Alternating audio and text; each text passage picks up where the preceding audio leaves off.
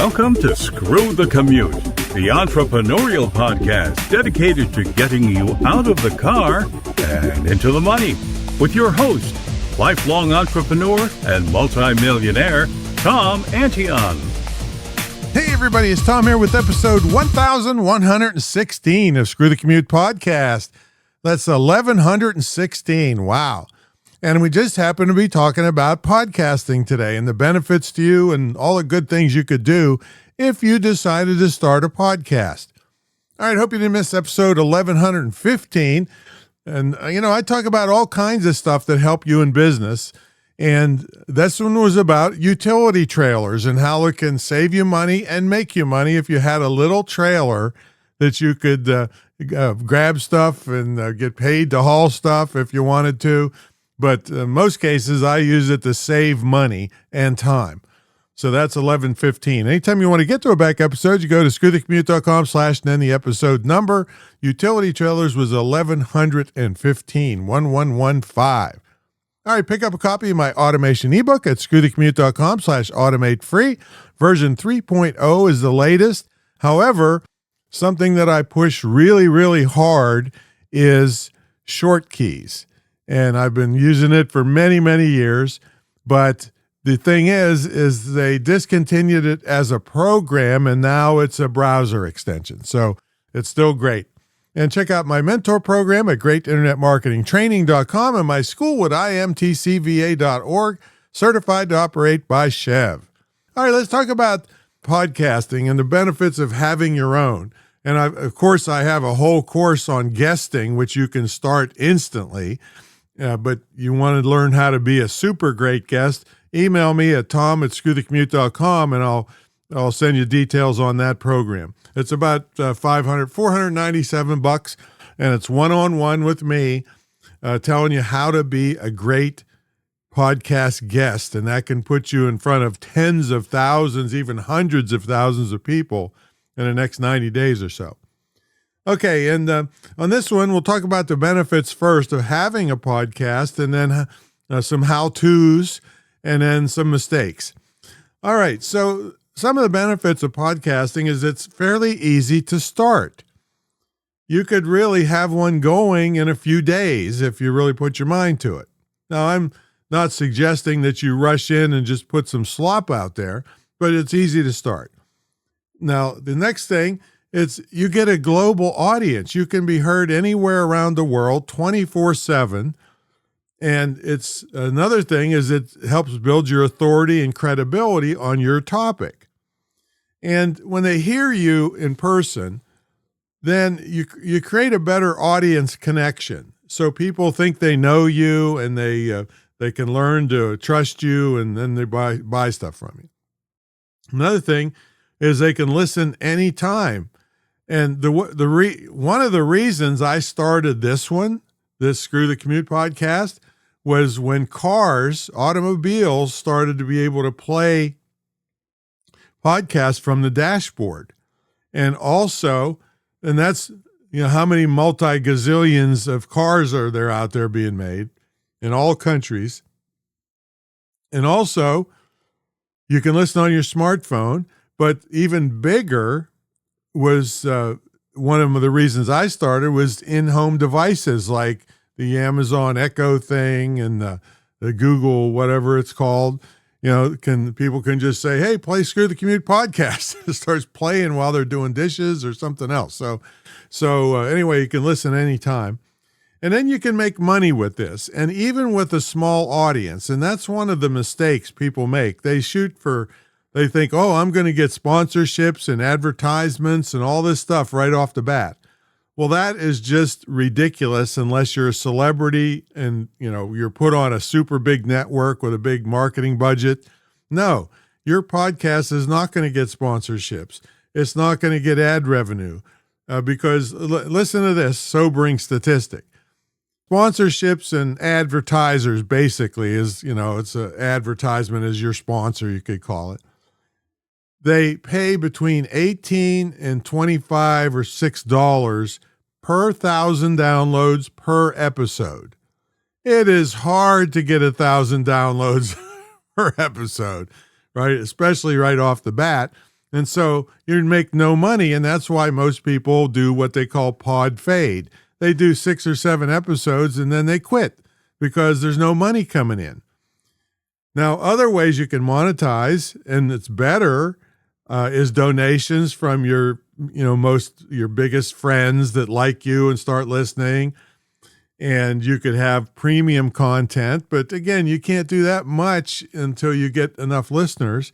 But the number one way to make money from virtually the first day is your own product sales. You say, well, I don't have any products. Well, you can have ebooks like before you can blink an eye nowadays. You can have consulting on your topic. And the nice thing is any topic on earth can be made into a podcast. You see some of the craziest stuff out there, and it's got an audience. Now, if I had started this just now, instead of being just entrepreneurship, I would have niched it down further to maybe entrepreneurship for seniors or retirees or something, because they're going to have money and they got nothing to do. And so I would probably target them to say, hey, and there's still a lot of them are very vibrant and want to make some extra money in retirement. And so I would do that. Or, even if they're not retired, if they're just seniors and on a fixed income, this could be a great extra income for them. And they would have probably an older audience. I mean, there are some older people that have really young audiences, like grandmother types, so there's all kinds of stuff you can do out there. And you can also repurpose the content. So you can make the content and then repurpose it into YouTube shorts and ebooks and all kinds of stuff. So, and courses. Now, one of the decisions you got to make is audio or video, audio only or video. Well, here's the thing. Mine is audio only. I may transition to video someday, but I can crank out so many episodes with just audio because it's way easier to do. Now, I'll say that with a caveat. I edit each episode. Every episode you've heard, I personally edited it. Audio editing is very simple. I could probably teach you the basics in about 15 minutes. Okay. But video, if you mess up really bad, it's much more difficult to edit. But it does seem to make a deeper connection, but it does cut out the audience unless you do both audio and video. It cuts out the audience that is, kind of goes along with my theme of screwing the commute. They're in cars going to work every day. And I'm targeting those people that wish they weren't. Okay, so let's say, how do you do this? I'm just going to give you the quick course. The first number one thing is you must have a good microphone, because people will put up with poor video, but they will not put up with poor audio. If they cannot hear what you're saying, it's no good. And you want a thing called a dynamic mic, and that's not a brand name. That's a type of microphone. You have condenser mics and dynamic mics. And condenser mics are more sensitive. And you say, well, Tom, that's good, right? It's more sensitive. No, it's only good if you are in like a recording studio environment, because it picks up everything. It picks up your neighbor cutting the lawn three doors down. Okay. So a dynamic microphone is the best for this, for most of us that are going to do this in a little office or, bedroom or somewhere around home where there's these distracting noises. So, and you can start as little. I had somebody buy a good microphone for $62, brand new. I think it was an ATR 2100 or 2100X. Either one of them is fine. Now I have a really fancy one here, but I got the money to pay for it. You don't have to start with this super microphone, but you do need to have somewhat of a quiet atmosphere, unless that is your shtick. Maybe you're a single mom and you're doing your podcast while the babies are, in those little, those little things with wheels on them that babies like go around the floor. I don't know what they're called even. All right. That could be your shtick. Or you could be a person that does live interviews on the street, and that's your whole thing. So there's going to be background noise and everything. But if you're going to do it at home and you want it to be real clear and that isn't your shtick, you want a relatively quiet atmosphere without all echoes in the room. And there's ways you can reduce that with wall hangings and break up so you don't have any just walls that are just flat because the sound bounces all over the place and makes an echo. You don't want that. And then if you're doing video, a simple, any webcam right now any modern webcam is good enough and sometimes better than your old cameras. People even do them on their cell phones. The problem with that is it ties up your cell phone. You got to put it in airplane mode and you can't take a call or a text or anything while you're trying to do this podcast. Now, another problem I won't call it a problem, it's a mistake people make, is they try to take the audio file and put it on their website to be delivered to people.